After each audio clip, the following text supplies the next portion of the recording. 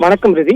இன்றைய ஆட்டத்தில் விராட் கோலியின் அதிரடி ஆட்டத்துக்கு இடையே அவுட் ஆஃப் த சிலபஸாக ஹர்ஷித் ராணாவின் ஆட்டம் இந்திய ரசிகர்களை ஆச்சரியத்திலும் வியப்பிலும் ஆழ்த்தியது.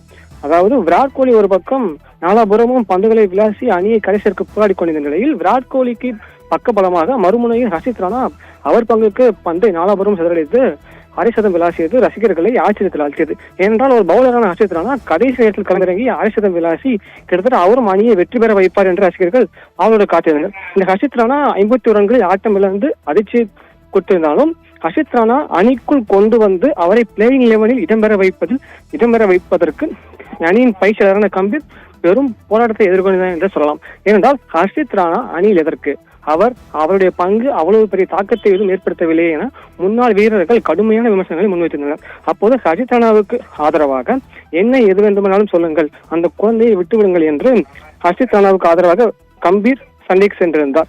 அதாவது ஹர்ஷித் ராணா பவுலர் மட்டுமின்றி அவரால் கடைசி நேரத்தில் இறங்கி அதிரடியாக விளையாடி அணியின் வெற்றிக்கு பெரும் உதவ முடியும் என ஹர்ஷித் ராணாவுக்கு பதிலாக கம்பீர் அவருக்கு ஆதரவு தெரிவித்து கடுமையாக பேசியிருந்தார். இந்த சூழலில் அவரது ஆதரவையும் அவரது நம்பிக்கையும் மெய்ப்பிக்கும் வகையில் ஹர்ஷித் ராணா இன்று அதிரடியாக விளையாடி 51 ரன்கள் குவித்து இந்திய அணிக்கு ஒரு புதிய ஆல்ரவுண்டர் மற்றும் எதிர்கால நட்சத்திர வீரர் கிடைத்திருப்பது போல் தன்னுடைய ஆட்டத்தை வெளிப்படுத்தியிருக்கிறார். விராட் கோலி ஆட்டம் ஒரு பக்கம் இருந்தாலும் ஹர்ஷித் ராணாவின் ஆட்டம் ரசிகர்களை வியக்க வைத்து மகிழ்ச்சியில் ஆழ்த்திருந்தது என்று சொல்லலாம். ரிதி.